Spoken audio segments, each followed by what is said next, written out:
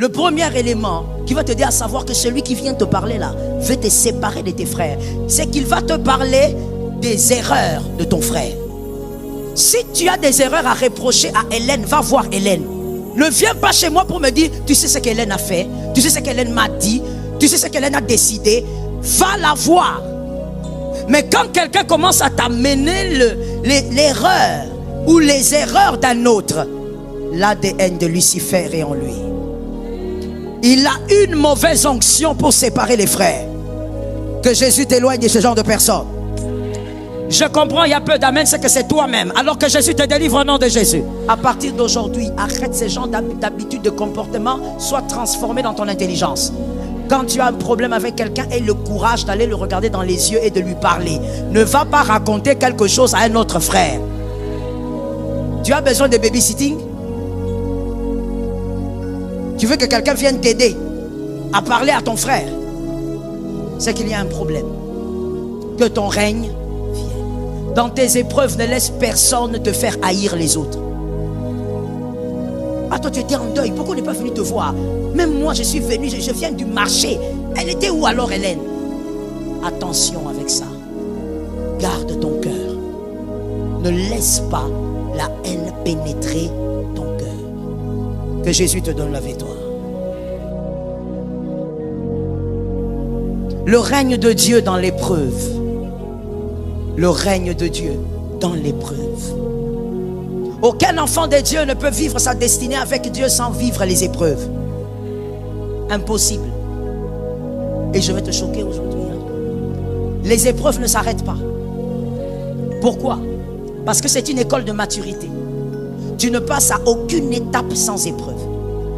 Donc quand tu as gagné l'épreuve du mois passé, il y a l'épreuve de décembre qui arrive. À chaque fois que Dieu veut t'amener vers une maturité ou une nouvelle étape, il te passe par l'épreuve pour que tu vives ta maturation. Avec Dieu, il ne te fait pas passer des étapes sans être sûr que tu as la maturité de cette étape. Maintenant, quelle est l'école de la maturité? C'est l'épreuve. Voilà pourquoi pour nous, enfants de Dieu, quelqu'un m'a dit Amen. Nous, enfants de Dieu, l'épreuve, c'est toute la vie. Yeah. Tu arrives à vaincre hier, tu avances vers pâturage, ensuite, vallée. Vers pâturage, ensuite, quelqu'un dit, je veux m'élever, je veux devenir grand. Tu veux devenir grand? Alors il y a beaucoup d'épreuves. C'est une montagne d'épreuves. Je répète ça pour un homme intelligent. Le sommet est une montagne d'épreuves. Tu n'arriveras pas au sommet parce que tu veux ou parce que tu pries. Tu arriveras au sommet parce que tu as vaincu les épreuves. Et il est dit dans Matthieu 6,10 que ton règne vienne. Matthieu 6,10. Que ta volonté soit faite sur la terre comme... C'est-à-dire que ce qui se passe là-bas, que ça se passe aussi ici. Mais quelle est la volonté de Dieu au ciel? Écrivons s'il vous plaît. La volonté de Dieu au ciel et qui s'harmonise très bien avec nos temps d'épreuve sur la terre. Premièrement, que tout soit pour la gloire de Dieu. Au ciel, tout est fait pour la gloire de Dieu. Voilà pourquoi quand Lucifer avait essayé, il a été chassé. Il n'y a pas de place pour un autre nom à part Dieu. Tout est pour sa gloire. Dans ton épreuve, tout sera pour la gloire de Dieu. Je dis Amen moi-même. Dans ton épreuve, tout ce qui va se passer ou tout ce qui doit se passer doit être pour la gloire de Dieu. Tu vas tuer Goliath, ça sera pour la gloire de Dieu.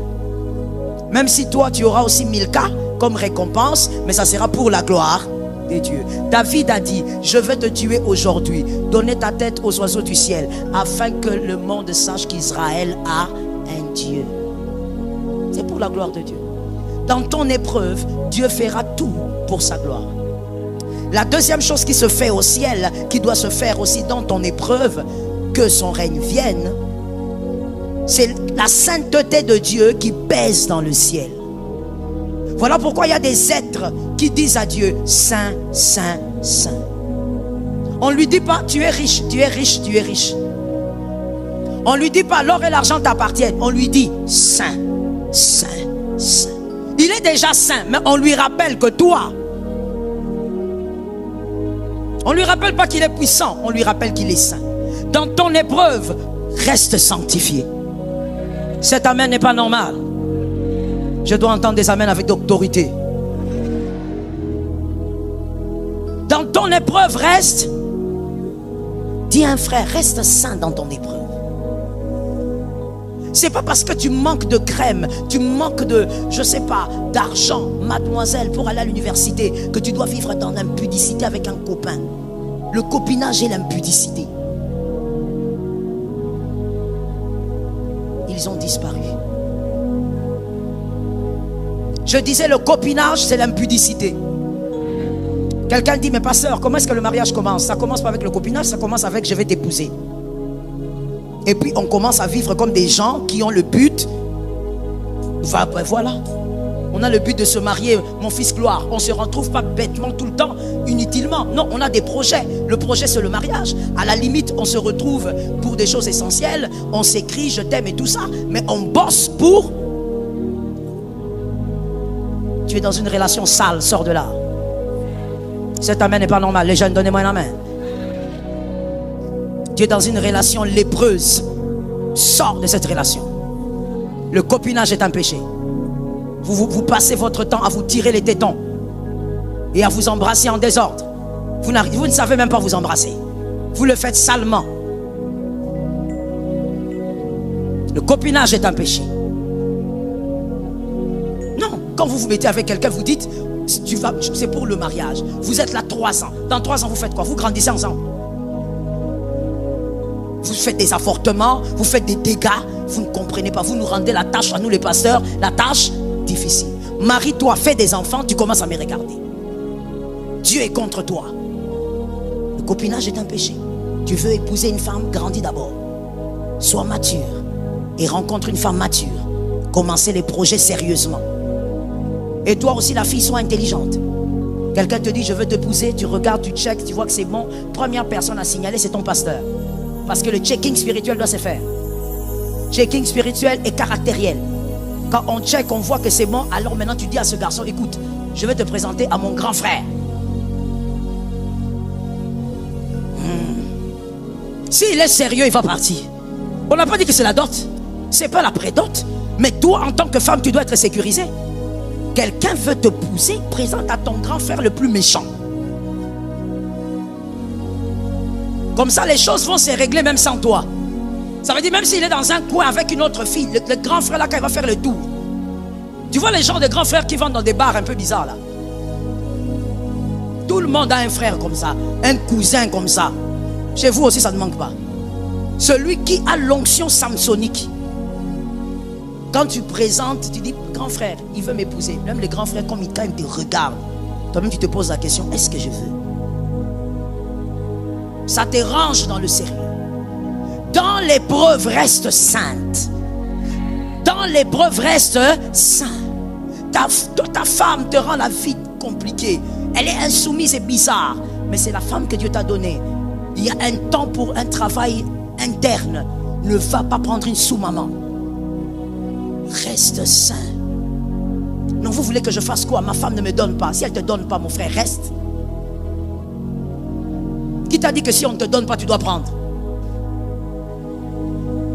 C'est quelle logique?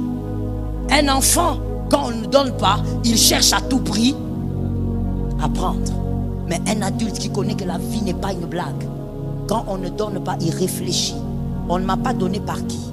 Par la personne qui doit me donner. Si elle ne me donne pas, je reste.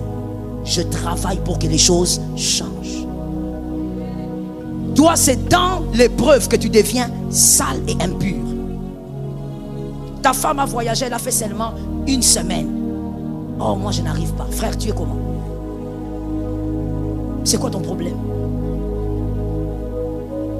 La Bible dit que ton règne vienne, que ta volonté soit faite sur la terre comme au ciel, c'est la sainteté. Dans ton épreuve, reste saint.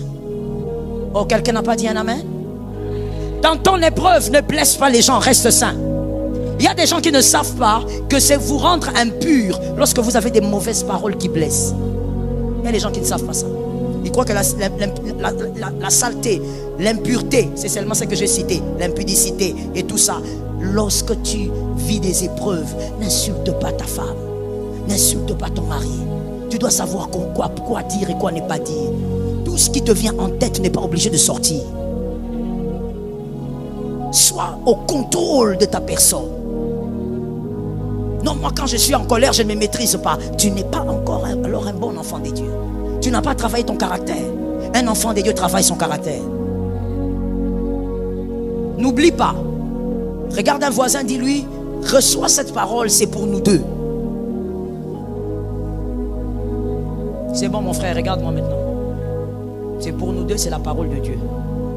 C'est pas autre chose là-bas. Tu dois savoir que lorsque tu blesses une personne avec qui tu vis, tu la déformes. Souvent ceux qui blessent oublient ça. Je vais les appeler les blesseurs. Ils oublient ça. Parce que généralement aussi ceux qui blessent beaucoup, ce sont des personnes qui oublient vite. Généralement, il y a des exceptions. Ce sont des personnes qui n'ont pas une colère qui demeure. Mais il a oublié que quand on blesse une personne avec qui on vit, même quand c'est un ami, cette personne se déforme. Alors un jour tu vas voir des réactions, tu ne comprendras pas que c'est les résultats des blessures il y a 4 ans. Attention, préserve la personne avec qui tu es obligé de vivre.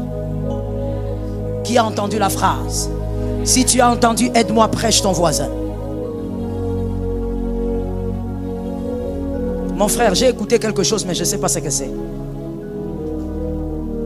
Tu es obligé par intelligence et sagesse de préserver la personne avec qui tu es obligé de vivre. Plus tu la blesses, tu la déformes. Oh, depuis quand toi tu me parles comme ça? Depuis 3 ans que tu as commencé à blesser. Que Jésus nous délivre. Reste saint dans l'épreuve. Que ta volonté soit faite sur la terre comme au ciel. Troisièmement, au ciel il y a l'amour et l'unité. Lorsque Lucifer est venu avec la désunion, il a été chassé. Dieu tient à l'unité et à l'amour. Tout celui qui sépare des frères est diabolique. Merci pour ton amen, mon frère. Tout celui qui met la zizanie au milieu des frères est luciférique. Il a l'ADN de Lucifer. Même si elle est belle avec les make-up, c'est la petite sœur de Lucifer. Tout celui qui s'élève pour séparer les frères a l'ADN de Lucifer. Au ciel, c'est l'amour et l'unité. Dieu aime l'unité. Il est amour. Dans ton épreuve, ne laisse personne créer dans ton cœur de la haine pour les autres. Il y a des gens comme ça. Pendant que tu souffres, mais où est Gloire? Pendant que tu souffres, mais où est Hélène? Pourquoi personne ne t'aide pas? Quel est ton problème? Sois capable de réagir comme un enfant de Dieu qui a l'onction de David. Oui, quand quelqu'un vient te dire ça, dis-lui, mon frère, ce qu'il y a entre moi et elle ne te concerne pas. Est-ce que quelqu'un peut avoir ce courage-là dans la vie? Il faut couper la queue de celui qui veut désunir tes frères. Quelqu'un va me dire, pasteur, mais comment savoir? Regarde ton voisin, dis-lui, comment savoir? C'est simple, il y a beaucoup d'éléments, mais je te donne un seul, parce qu'on doit évoluer. Le premier élément qui va te dire à savoir que celui qui vient te parler là veut te séparer de tes frères, c'est qu'il va te parler des erreurs de ton frère. Si tu as des erreurs à reprocher à Hélène, va voir Hélène. Ne viens pas chez moi pour me dire, tu sais ce qu'Hélène a fait, tu sais ce qu'Hélène m'a dit, tu sais ce qu'Hélène a décidé. Va la voir. Mais quand quelqu'un commence à t'amener l'erreur ou les erreurs d'un autre, l'ADN de Lucifer est en lui. Il a une mauvaise onction pour séparer les frères. Que Jésus t'éloigne de ce genre de personnes. Je comprends, il y a peu d'amen, c'est que c'est toi-même. Alors que Jésus te délivre au nom de Jésus. Donne un amen, que Jésus te délivre au nom de Jésus. À partir d'aujourd'hui, arrête ces genres d'habitudes de comportement, sois transformé dans ton intelligence. Quand tu as un problème avec quelqu'un, aie le courage d'aller le regarder dans les yeux et de lui parler. Ne va pas raconter quelque chose à un autre frère. Tu as besoin de babysitting? Tu veux que quelqu'un vienne t'aider à parler à ton frère? C'est qu'il y a un problème. Que ton règne vienne. Dans tes épreuves, ne laisse personne te faire haïr les autres.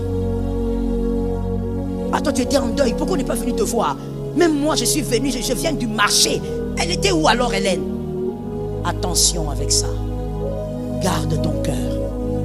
Ne laisse pas la haine pénétrer ton cœur. Que Jésus te donne la victoire. Il y a une intelligence quand je pense à l'amour dans l'épreuve qui vient dans mon esprit que j'aimerais partager, ou je vais te le dire simplement. Vous savez, généralement dans les relations humaines, la personne qui vient toujours vous parler des autres, c'est cette personne-là qui ne vous supporte pas. Je le dis par expérience, je sais ce que j'ai dit. La personne qui vient toujours vous parler des maux des autres en votre égard. La personne qui vient toujours vous parler des erreurs des autres, mais à votre égard. Cette personne-là est la plus dangereuse dans votre vie. Est-ce que quelqu'un m'entend? Retiens simplement ça, je ferme la parenthèse. Donc, nous pouvons voir ces trois choses comme les éléments majeurs de la manifestation du règne de Dieu dans l'épreuve. Garde ces trois choses dans ton épreuve. La Bible dit, on l'a lu dans Ésaïe, tu vas traverser les eaux, mais tu ne seras pas submergé. Le feu ne va pas te consumer. Oui, mon frère, l'épreuve est un feu. Si tu ne fais pas attention, ça te consume, ça te détruit, ça te déforme. Et tu deviens un homme que tu n'aurais jamais cru être. La souffrance peut amener vraiment à la démolition. Dans l'épreuve, veille sur ces choses-ci, s'il te plaît. Merci de l'écrire. Dans l'épreuve, veille sur ces trois choses. La première, veille sur ton cœur. Dans l'épreuve, tu auras tendance à chercher les hommes. Ne cherche pas les hommes. Quand je marche, voilà. Et non quand nous marchons. Donc quand tu es dans ton jeu, reste dans ton jeu. J-E, reste dedans. Quand je marche, dans la douleur, on a tendance à chercher la compassion des hommes. C'est normal, c'est humain. Mais quand on évolue dans la maturation, on se rend compte. On a besoin que de celui qui donne la vie. J'ai aimé cet amen là-bas. On a besoin que de celui qui donne la vie. Tu peux traverser des épreuves, tu es encouragé par le monde entier et puis tu meurs dans l'épreuve. Qui a entendu ça? Qui a entendu ça? Oh, j'ai besoin du soutien de mon pasteur. Ok, je viens. J'ai besoin du soutien aussi de mon docteur. Lui aussi vient avec tous ses diplômes. Oh, j'ai besoin du soutien de mon papa. Lui aussi vient. Pendant qu'on te soutient comme ça, le soir on apprend à bouffer. On était tous là, mais tu es quand même mort. Pourquoi? Aucun d'entre nous ne détient la vie. Tout ce que nous avons, écoute que je te choque, tout ce que nous avons, ce sont les paroles d'encouragement. Et même lorsque quelqu'un aura l'argent, il y a des... Oh, je vais mieux le dire pour un homme intelligent. Il y a des portes là où l'argent ne passe pas. Mon frère, l'argent ne passera pas. Des millions vont s'arrêter là. Le médecin commence à te dire, priez. Ah. Vous savez, quand vous arrivez à ce niveau-là, il faut dire Jésus intervient. Ça veut dire que le médecin lui-même te regarde et dit, tu pries où? Ça commence mal. Qui est ton pasteur? Ça commence mal. Même lui-même comprend que si tu es hindou, commence tes histoires. Si tu es sorcier, pour moi, parce que le cancer là ne partira pas. Si tu es chrétien, commence tes choses. Même lui sait que rien ne peut intervenir en ce moment. Voilà pourquoi David a dit, quand je marche, au départ là, l'Éternel est mon berger. Garde ton cœur dans l'épreuve. Jésus m'a beaucoup enseigné ça. Mais il ne m'a pas enseigné ça après l'épreuve. Il m'a enseigné ça pendant. Pendant mes épreuves, il m'a enseigné ça. Garde ton cœur. Celui qui t'a fortifié est une grâce. Il n'est pas obligé d'être là. Parce que David a dit quand, ça veut dire que personne n'est obligé de te soutenir. Qu'un homme sage me donne un amen. Qu'un homme sage lève la main en me donnant un amen. Que quelqu'un dise, Seigneur, soutiens-moi pendant l'épreuve. Non, ma soeur, si quelqu'un était là pour toi, c'est une grâce. Aime cette personne et n'oublie jamais ses enfants. Même lorsqu'elle t'aura fait du mal, rappelle-toi du bien qu'elle t'a fait. Être avec toi dans l'épreuve est une grâce. Les gens ne sont pas obligés. Et donc, garde ton cœur. Ne sois pas blessé. Mon père était où quand je le cherchais? Papa, il était là-bas. Mais dans l'épreuve, ce n'est pas papa dont on a besoin. David avait son papa, il a dit l'Éternel. Dans l'épreuve, ce n'est pas de maman dont on a besoin. Tu seras dans des épreuves où tu regardes ta maman n'a que les larmes pour pleurer. Parce qu'elle est aussi limitée. Dans l'épreuve, on n'a pas besoin d'Abigail. Ce n'est pas de ta femme dont tu as besoin. Tu vas regarder ta femme, la plus belle femme au monde, comme tu l'appelles toi-même. Elle vient là, elle s'avance devant toi, mais tu sens même la colère. Pourquoi? Parce qu'elle ne peut rien faire dans ton épreuve. Dans l'épreuve, garde ton cœur. Ceux qui t'ont fait du bien, sois reconnaissant toute ta vie. Ceux qui n'étaient pas là, c'est normal. Oui, ne dis même pas, bon, je comprends. Non, c'est l'Éternel est mon berger. Quand je marche. Nous ne marchons pas. Et j'ouvre une parenthèse pour dire, même quand on est marié, la vallée est individuelle. Oui. Ainsi, tu vas remarquer, vous traversez la vallée à deux. Toi et ta femme. Peut-être c'est quelque chose qui vous touche à deux. Mais en sortant de la vallée, vous ne serez pas façonnés de la même manière. Parce que malgré ça, on a subi les douleurs de manière très différente. Dans la vallée, ne te blesse pas. Oh, je suis resté ici. Mon mari m'a laissé sur la rue. Il est parti. Ma soeur, pardonne et avance. Dans la vallée, garde ton cœur. Dieu a dit, j'ai trouvé l'homme selon mon cœur. C'est-à-dire, même dans la vallée, David avait un bon cœur. Même quand Isaïe, son propre papa, toi on t'a rejeté par qui? Lui, on l'a rejeté par son propre père. Mais David a continué à aimer les hommes. Dieu a dit, ce cœur-là peut diriger le peuple. Après, la vallée ne devient pas aigrie. Beaucoup de gens, et ils sont ici. Vous êtes devenus comme ça depuis que vous avez traversé les épreuves. Vous n'aimez plus une catégorie de personnes. Ton ex t'a blessé. Ton ex là était de l'Équateur. Tu ne veux plus sentir les hommes de l'Équateur. Quoi qu'il arrive, moi je n'épouserai jamais ma fille, mes petits-enfants, au nom de Jésus. Ah, tu as mis Jésus dedans. Tu es blessé tellement que ça t'a déformé, tu es devenu aigri. Non, celui qui t'a blessé, c'est celui-là. Ils ne sont pas tous mauvais. Beaucoup de gens sont sortis de l'épreuve rancuniers. Moi, si moi vous me voyez aider quelqu'un, c'est que c'est pas moi. Quand je souffrais, personne ne m'a donné même 1000 francs. Ah, mon frère, on t'a pas donné 1000 francs. C'est... Toi, sors de là avec un autre cœur. Listen to me, listen well. Moi, j'ai compris que quand on sort de l'épreuve, c'est pour faire du bien qu'on ne faisait pas avant. Pourquoi? Parce que quand tu vis une épreuve, Dieu fait de toi l'école de plusieurs. That is it. Il fait de toi l'école. Je ne parle pas d'une leçon de classe. Toute une école pour plusieurs. C'est-à-dire quand les autres vont souffrir, toi tu vas comprendre que ah, ici, 1 + 1 va amener là-bas. Alors toi tu interviens avant. Tu soutiens avant.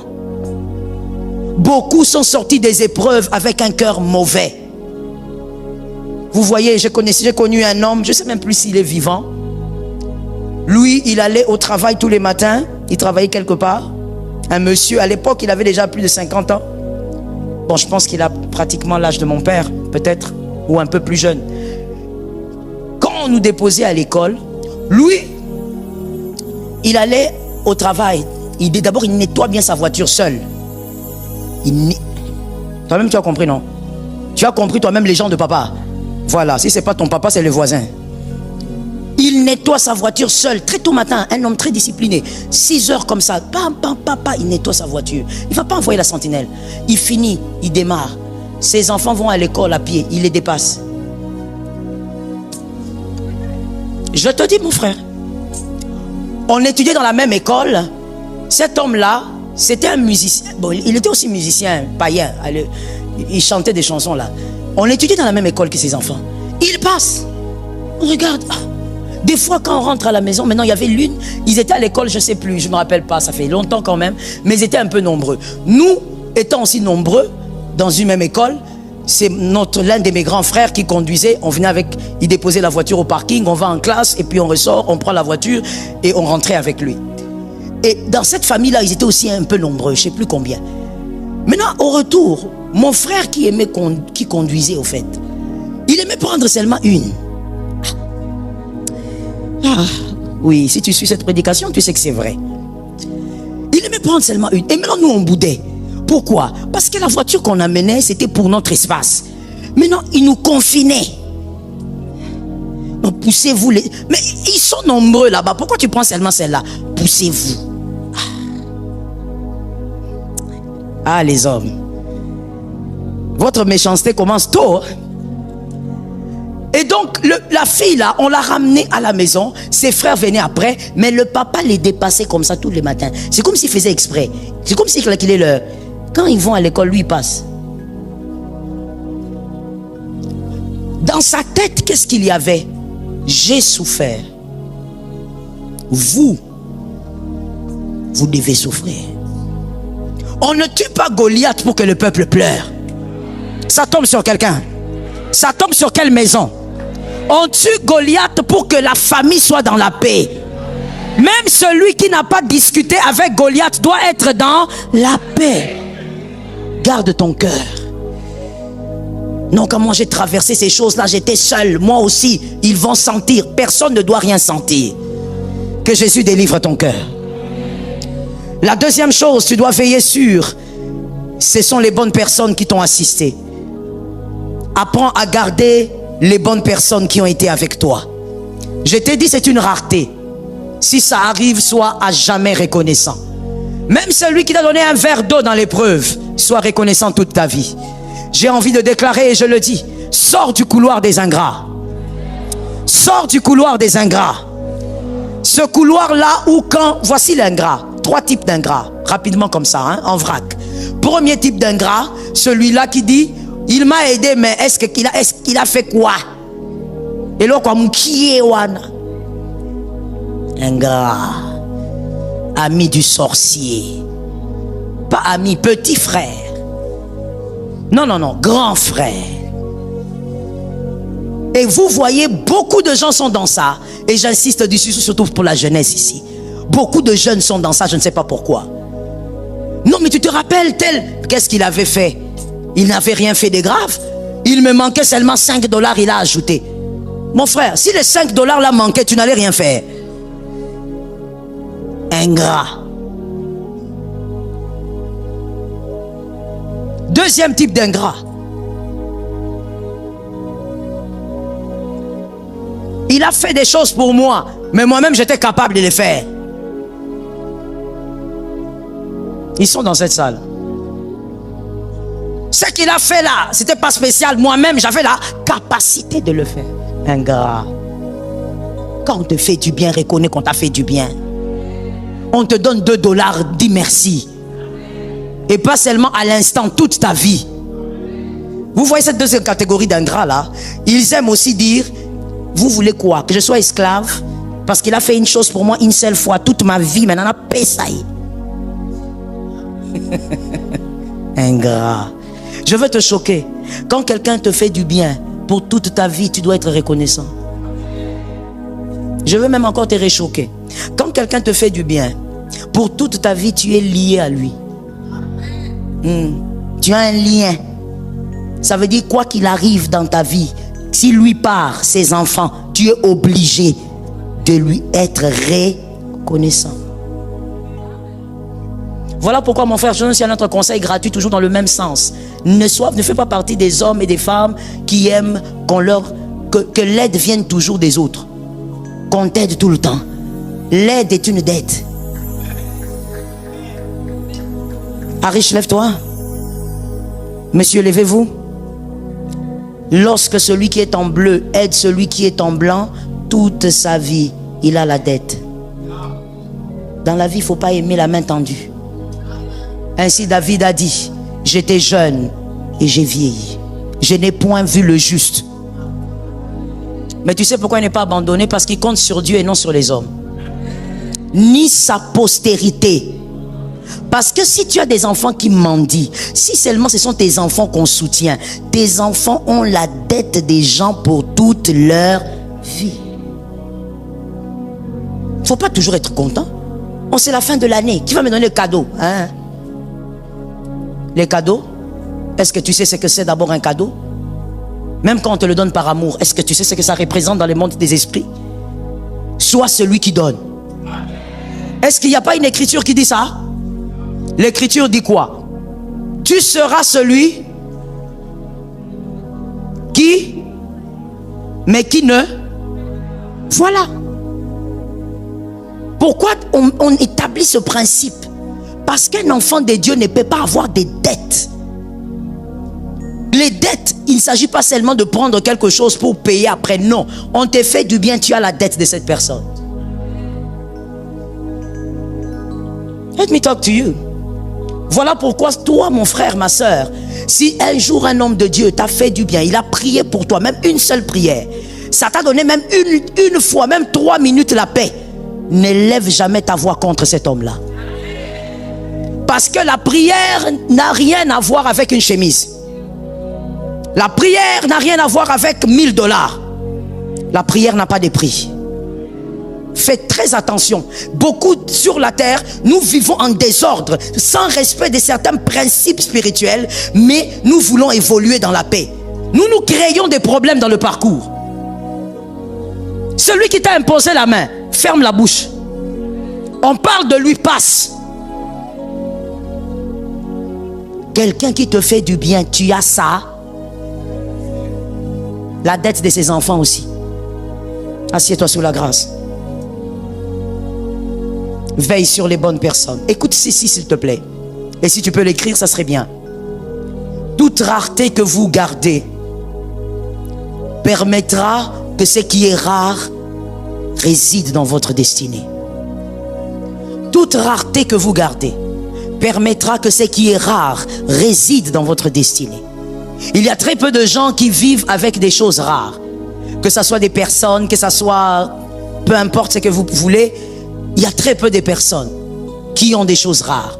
Un ami rare qui est comme un frère, qui peut tout donner pour toi, c'est rare. Mais il y a des gens qui ont des amis comme ça. Quelqu'un d'autre a écrit cette phrase. Le conservateur de la rareté, c'est la sagesse. Si tu veux que dans ta vie, tu aies des choses rares, évidemment positives, des choses rares, positives, des choses bénissantes, tu dois être sage. Les agités perdent ce qui est rare. Les embrouillés perdent ce qui est rare. Les réactifs perdent ce qui est rare. Le conservatoire de la rareté, c'est la sagesse. Élie et Élisée. Élisée, un monsieur déjà âgé, plus de 40 ans quand il rencontre Élie. Il reste avec Élie, un grand prophète. Élisée constate que ce n'est pas que le choix de Dieu, mais cet homme d'Élie est rare. Dis avec moi, rare. Il constate qu'il a une onction qu'il n'a pas vue chez tous les prophètes avant lui. Il dit non, non, cet homme est rare. Il décide de rester avec lui. Mais écoute bien mon fils. Il décide de rester avec un homme qui lui interdit pratiquement de prophétiser alors qu'il a un don puissant prophétique pendant près de 24 ans. Il ne se marie pas, même pas une copine. 24 ans. Il ne prophétise pas alors qu'il a un don de prophétie. Élie a bloqué ça. Tu es seulement là pour laver mes pieds, pour laver les mains. Quelqu'un d'autre va dire, on t'a envoûté. Votre famille t'a ensorcelé. Voilà pourquoi tu gaspilles ta vie comme ça. Mais Élie a dit, ça c'est une rareté. Je dois rester là. Quand on veut conserver une rareté, on a la sagesse. Et la sagesse requiert de ne pas écouter les hommes. Écoute Dieu. N'écoute pas à gauche, à droite. Élie est resté là. Élisée est resté là, à côté d'Élie. Ne faisant rien, à part laver les pieds et les mains. 1 année, 2 ans, 3 ans, 4 ans, 5 ans, on s'est dit, il va peut-être commencer à me payer. 6 ans, chômeur. 7 ans, 8 ans, 9 ans. Tous les amis d'Élie commencent à Élisée commencent à se poser la question. Ta vie est comment? 20 ans. Les amis d'Élisée ont des enfants. Lui n'a pas d'enfants. Il ne fait que jeter l'eau sur les pieds et les mains. Mais à cause de sa sagesse, Élisée est devenu ce qu'Élie n'était pas. That is so wonderful. Élisée est arrivé au niveau où il est devenu, l'homme qu'il admirait là, il est devenu plus que lui. C'est ça la sagesse pour conserver la rareté. Quand tu es sage, tu regardes quelque chose ou tu regardes quelqu'un, tu comprends que cette personne, comme tout le monde, elle a des défauts, mais c'est une personne rare, elle a un cœur rare. Quand tu as la sagesse de conserver ce qui est rare, les choses rares vont résider dans ta destinée. Les bonnes choses vont localiser ta destinée. Laisse-moi parler à une âme, parce que je parle aux âmes. Constate que dans ta vie, qu'est-ce que tu as de bon et qui est rare? Il y a des gens qui n'ont rien de bon. Ton ami toxique. Songi songi le Rolandoki. Traduction. Calomniateur comme un sorcier. C'est celui que tu appelles ton meilleur ami. Tout ce qui est autour de toi est toxique. Un mari toxique, une femme toxique. Il n'y a rien de bon que toi tu as. Tous les collègues de service, occultes, sorciers. Autour de toi, tu n'as rien de bon. Attention, quand on n'a rien de bon autour de soi, on ne blâme personne. On se blâme soi-même. Les bonnes choses se localisent. Quelqu'un m'a entendu bien? Les bonnes choses. Toi, tu vas avec les amis, vous sortez ensemble, 3, 4 filles.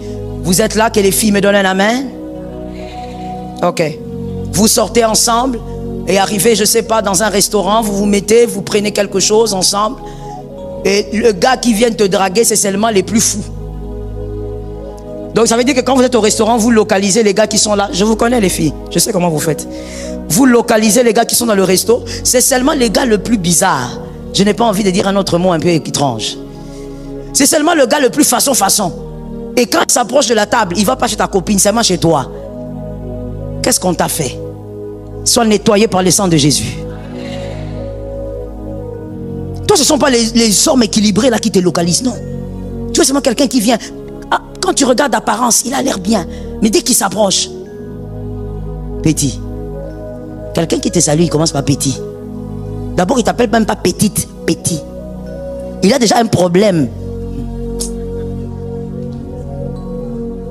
Ce sont ces garçons. Toi, au fait, toi, les bons garçons là. Non, toi, ils ne te connaissent pas. Hein? Même sur les réseaux, ce sont des gens bizarres qui te localisent.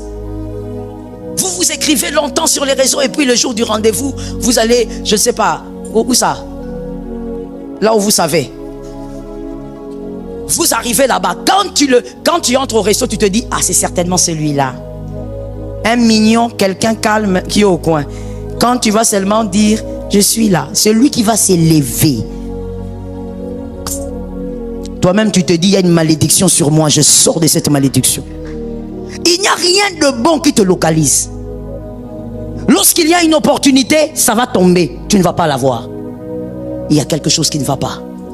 Que ce qui est bon soit pour toi. Sois sage, garde les choses rares. Que l'Éternel te soutienne au nom puissant de Jésus. La troisième chose que tu dois conserver, veille sur ton intimité avec Jésus.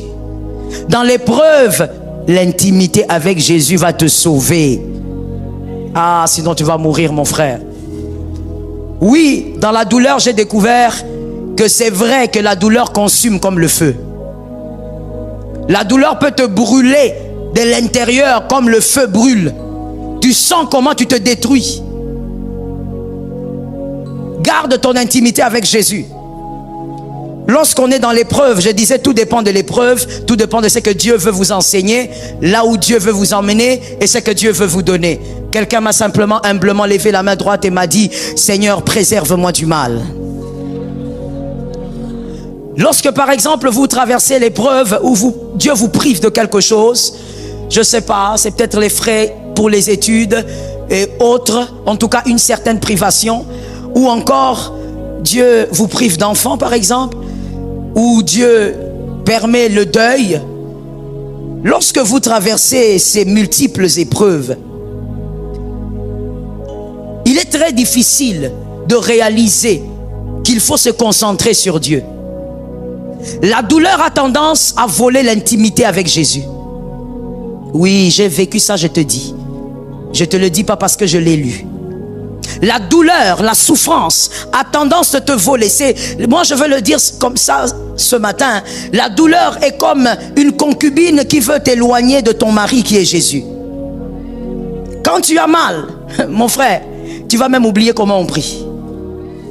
Yes, tu n'auras plus de mots. C'est que Anne avait vécu, elle parle, mais elle ne dit rien.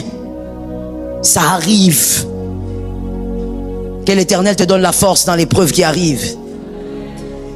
Lorsque moi j'ai perdu ma sœur, il y avait une douleur qui était en moi qu'on a du mal à expliquer. J'ai déjà perdu un parent. Perdre une sœur, c'est pire. C'est comme si on t'a arraché une partie de toi, on est parti avec. Et voici comment je me comportais. Pas seulement avec cette douleur, je la cite nommément, je cite cette douleur nommément pour vous permettre de comprendre, mais les autres épreuves aussi de ma vie, c'était pratiquement la même chose. Lorsque j'étais dans l'épreuve, j'étais focalisé sur ma douleur, au point d'oublier mon intimité avec Jésus. À la place de parler à Jésus, je pleurais.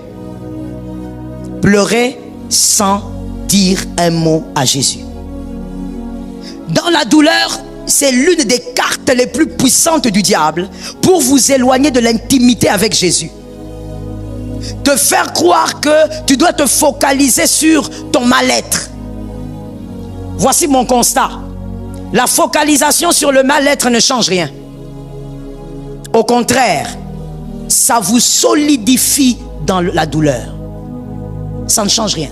Tu auras tendance à te focaliser sur ta douleur.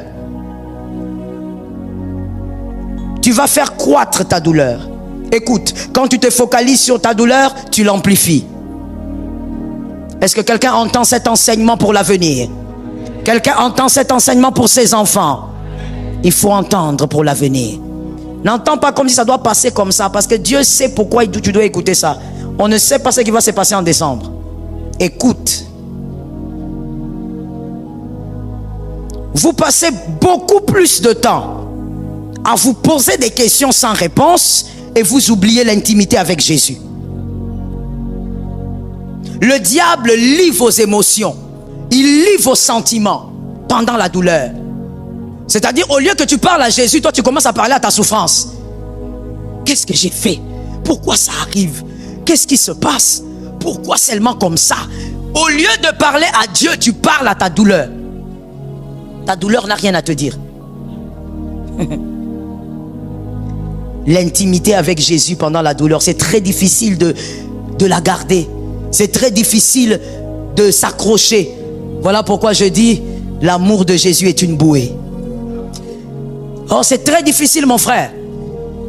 Quand pendant que tu souffres, c'est facile. Voilà pourquoi, frère, moi je dis toujours, et même à mes pasteurs, je leur dis.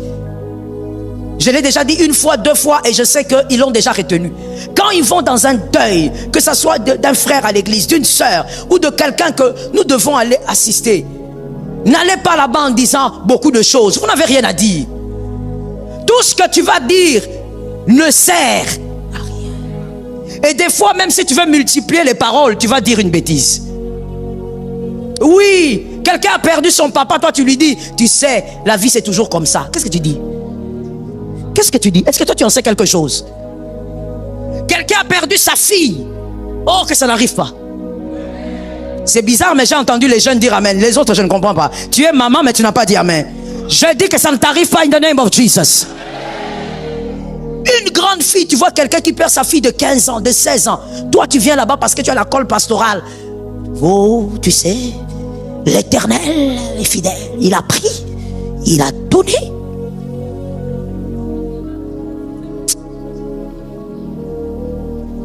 L'intelligence et la sagesse demandent à ce que tu ne connais pas, tais-toi. Il y a beaucoup de versets dans la Bible. Va seulement dire que Jésus vous fortifie. Est-ce qu'on peut prier? Ferme les yeux, prie, invite une onction qui peut l'aider. Une maman qui perd son mari. Toi, tu es un homme avec le col pastoral. Tu viens, maman, Ezalakaboué. Que quelqu'un m'aide à dire à un frère, il faut vraiment qu'on guérisse, vraiment. Une maman a perdu son mari. Toi, tu dis quoi? Arish, toi, tu dis quoi? Tu as déjà perdu ton mari après 40 ans de mariage? Tu as déjà perdu ton mari après 50 ans de mariage? C'est pas la colle pastorale là qui te donne l'autorité de dire des choses bizarres. Dans les deuils, on parle moins. Voilà pourquoi normalement même les sermons du deuil sont courts. C'est doit être un sermon qui amène les gens à réfléchir sur la vanité de la vie. Ne va pas commencer à dire des choses que tu ne maîtrises pas. Oh maman, au côté les macaques. Yo téléma. Traduction. Maman, tu finiras par te relever. Toi, tu t'es déjà relevé de quoi? Tu as déjà vécu quoi? Non. Quand quelqu'un vit une douleur que tu ne connais pas, sois humble. Dis seulement que Jésus te soutienne. C'est tout. Passe ton chemin, ne fais pas le sage. La douleur a tendance à vous voler votre intimité avec Jésus. Je ne me rappellerai pas combien de fois, quand j'ai été dans certaines vallées, combien de fois ça a été difficile de dire Jésus, aide-moi. Non. Tu es focalisé sur ta douleur. C'est une concubine qui vous vole votre intimité avec Jésus. Rappelle-toi qu'il est écrit, ta houlette. J'aime la phrase que tu as sortie, que ce soit prophétique pour toi. Lève ta main droite et devant tous les esprits dis, sa houlette et son bâton me rassurent. Non, ce n'est pas un père qui doit te rassurer. Non, ce n'est pas l'appel de ton pasteur qui doit te rassurer. Sa houlette et son bâton. Il est là. Comme il est là, ça va aller. Dans la douleur, voici ce que Jésus m'a appris. Comment conserver l'intimité. Quand tu pleures, adore. Les larmes coulent, mais que ta bouche adore. Quand tu pleures, commence à célébrer Jésus avec ta bouche. Tu as mal parce que quelque chose est arrivé, alors célèbre pour ce qui est dans le passé. Parce que certainement dans le passé, il y a des bonnes choses. Aide-moi à dire à un frère, qu'est-ce qu'il y a de bon dans ton passé? Mon Dieu, l'église est un lieu d'amour. C'est ton ennemi ou quoi? Dis à quelqu'un, qu'est-ce qu'il y a de bon dans ton passé? Lorsque tu es dans la douleur, cherche les paroles. Si tu n'arrives pas à parler, chante. Qu'une chanson qui te donne la paix, mets-toi à la chanter. Mon frère, ne force pas ce que ton âme refuse de dire. Je te donne un exemple. Tu perds quelqu'un de cher et puis tu es là, tu dis non, je vais seulement les dire pour la église. Comme je l'écoute à l'église, je vais répéter, Seigneur, tu as donné, tu as repris. Tu vas t'étonner qu'après cette phrase-là, tu tombes, tu fais une crise cardiaque. Parce que tu veux forcer ton âme à dire ce que tu ne crois pas. Parler à Dieu, c'est croire. Que celui qui s'approche de Dieu croie que Dieu est et qu'il est le rémunérateur de ceux qui le cherchent. Tu dois dire des choses auxquelles tu crois. Si tu n'arrives pas à dire Seigneur, c'est toi qui as repris, loue Jésus, élève Jésus, chante. Organise-toi pour que dans la douleur, tu ne parles pas de ta douleur, mais que tu parles de Jésus. C'est comme ça que tu garderas ton intimité avec Jésus. C'est comme ça que le diable ne va pas te détruire. Il ne va pas te briser. Parce que dans la douleur, il attend vous briser. Lorsque les paroles d'amour sortent de votre bouche, vous vous rendez compte que vous devez avancer. Oui, personne ne viendra te dire, tu sais, il faut finalement... Non. L'onction de Jésus va te dire, tu dois avancer. Ça tombe sur quelqu'un qui vit les épreuves. Ça tombe sur celui qui vivra les épreuves. Tu te diras, je suis une machine de guerre. Je ne reste pas ici, je dois avancer. Et je n'avancerai pas blessé. Quelqu'un m'a dit, je refuse. Sois un peu rapide, dis-moi, je refuse. Tu n'avanceras pas blessé. Non, tu dois avancer avec un cœur guéri. Dis avec moi, je suis une machine de guerre.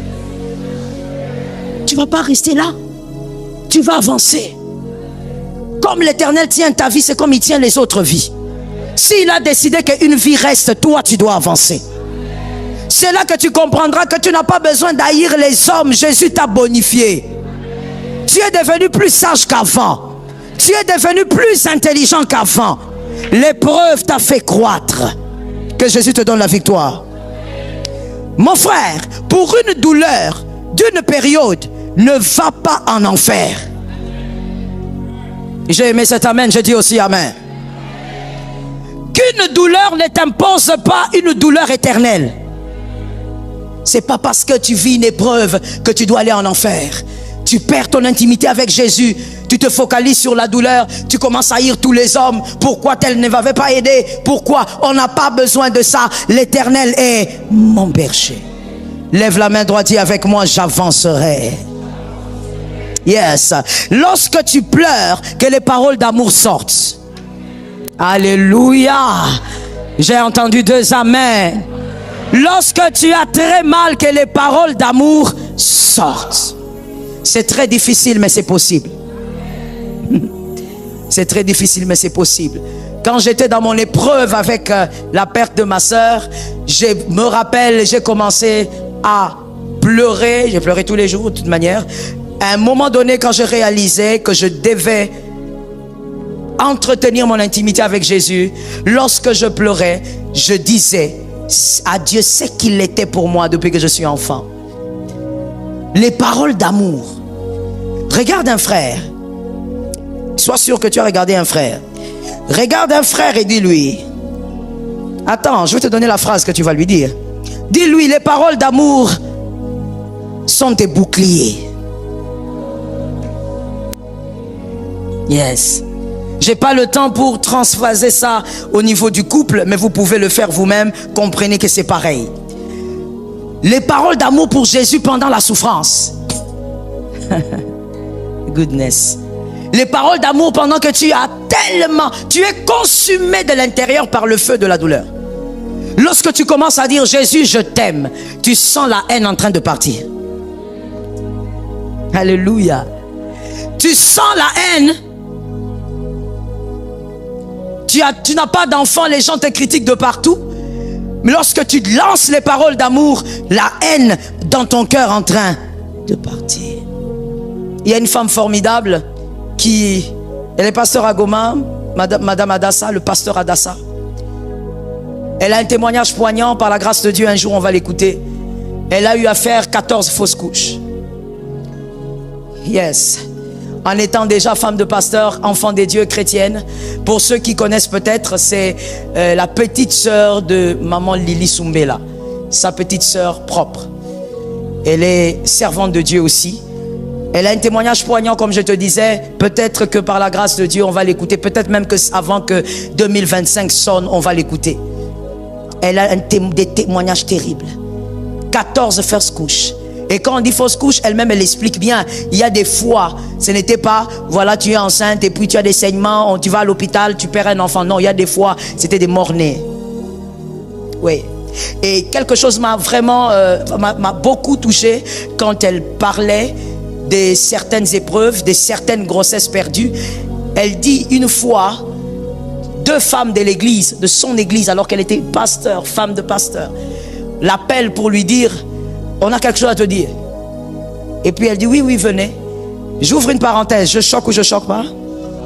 Je choque ou je choque pas? J'ai l'impression que dans le siècle présent, il y a des personnes qui n'aiment pas les pasteurs humbles.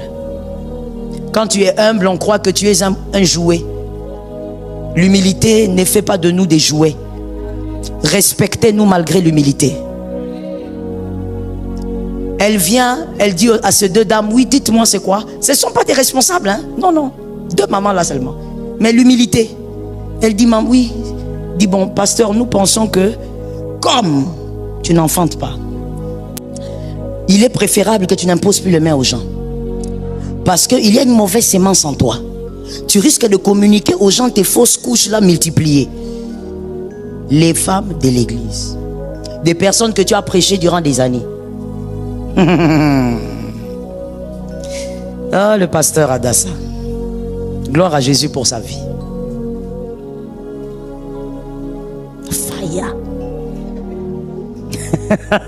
Ceux qui ont compris ont compris. Je ne vais pas commenter.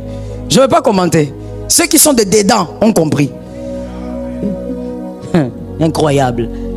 Elle est restée là. Elle a dit qu'elle est restée là. Et elle a dit, oh j'aime le cœur de cette femme. Elle a dit, j'ai réfléchi. J'avais deux options. Être charnel ou être spirituel. J'ai décidé de rester spirituel. J'ai dit à cette femme, à ces femmes, merci beaucoup. Et je suis parti. Et même après cette humiliation où Dieu est là, il voit, elle n'a pas eu de bébé. Ni 2 ans après, ni 6 ans après, ni 8 ans après. Dieu voit. Et toi, tu es là en train de dire, oh, Dieu, tu es où? Tu crois qu'il est où? Il a décidé de vivre en toi pour que tu ne le cherches plus comme ça. Mais même quand il est en toi, tu continues de crier, Jésus, tu es où? Il est là. C'est ton feu. C'est ton épreuve. Tu vois, quand tu vis des bizarreries, tu as besoin de sortir des paroles pour que ton cœur n'haïsse pas les gens.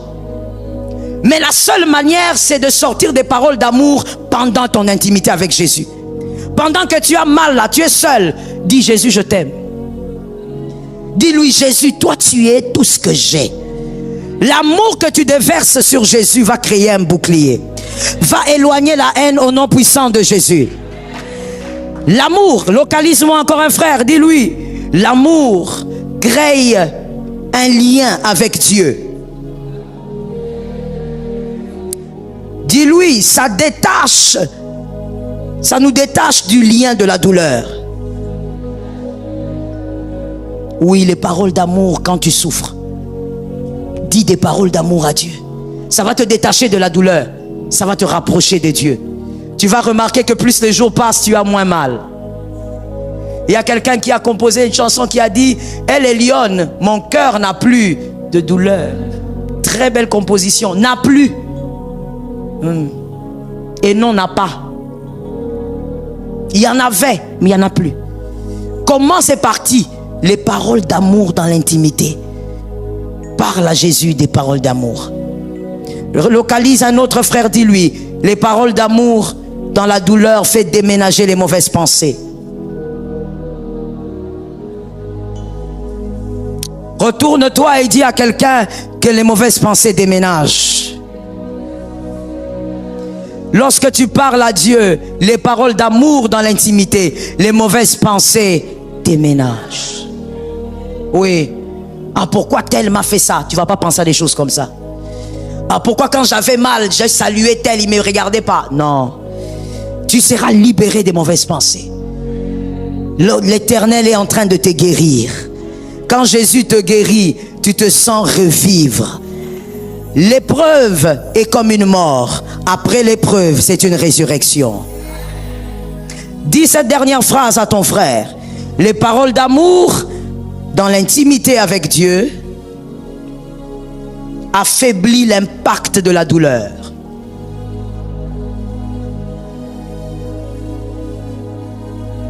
La douleur d'hier ne ressemblera pas à celle d'il y a 4 jours. D'aujourd'hui, ça ne sera pas pareil. Parce que dans ton intimité, tu as appris. Tu n'es pas obligé de beaucoup parler. Tu as tellement mal des fois que tu manques même les mots. Sois seulement en train de dire, Jésus, c'est toi que j'aime. C'est toi l'homme de ma vie. C'est toi celui qui me soutient. Parle-lui seulement des paroles d'amour. Et tu auras un retour d'amour. L'impact de la douleur va diminuer. Ainsi, lorsqu'ils pensaient que tu es un Lazare, ils vont constater que tu es dehors. Ça tombe sur quelqu'un d'intelligent. Lorsqu'ils pensaient que pour toi c'était terminé, ils vont constater que tu es en train de marcher. Lorsqu'ils t'ont laissé seul pour que tu n'entres pas dans la piscine de Bethesda, ils vont voir que tu es en train de marcher seul. La douleur, l'impact de la douleur va disparaître. Lève ta main droite, dis avec moi, je ne suis pas esclave de la douleur. Dis avec moi, je ne suis pas esclave de la douleur. Dis avec moi, la douleur ne me détruira pas. La méchanceté des hommes ne me détruira pas. Au nom de Jésus de Nazareth, je déclare que je suis un instrument de Dieu. Je vaincrai l'épreuve.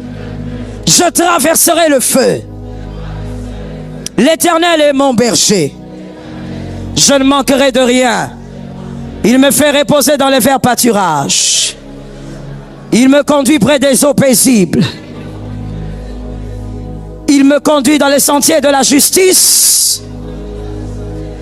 À cause de son nom. Quand je marche dans la vallée de l'ombre de la mort, je ne crains aucun mal. Non, dis-le bien mon frère, ce n'est pas une répétition. Je ne crains aucun mal. Car tu es avec moi. Ta houlette et ton bâton me rassurent. Tu dresses devant moi une table en face de mes adversaires. Lève ta main droite quand tu le dis. Tu dresses devant moi une table en face de mes adversaires. Tu ointuiles ma tête et ma coupe déborde. Oui, le bonheur et la grâce m'accompagneront tous les jours de ma vie. Et j'habiterai dans la maison de l'Éternel jusqu'à la fin de mes jours. Je ne serai pas détruite. Je ne serai pas démolie. Je suis le choix de Dieu. Je vaincrai mes épreuves. Je traverserai le feu. Je traverserai les eaux. Et je resterai imperturbable. Au nom de Jésus-Christ, commence à bénir ta vie. Bénis ton âme. Bénis ton esprit. Déclare la parole de bénédiction. Ordonne que tu ne seras pas détruit. Jésus. Je veux te rappeler à une âme ici. L'épreuve, c'est Jésus qui envoie. Mais ce que le diable veut faire de toi pendant l'épreuve, ça dépasse tous les projets des sorciers. Parce que pendant l'épreuve, le diable sait qu'il peut te détruire une fois pour toutes. Lève bien tes mains. Lorsque Moïse avait les deux mains levées, l'armée gagnait.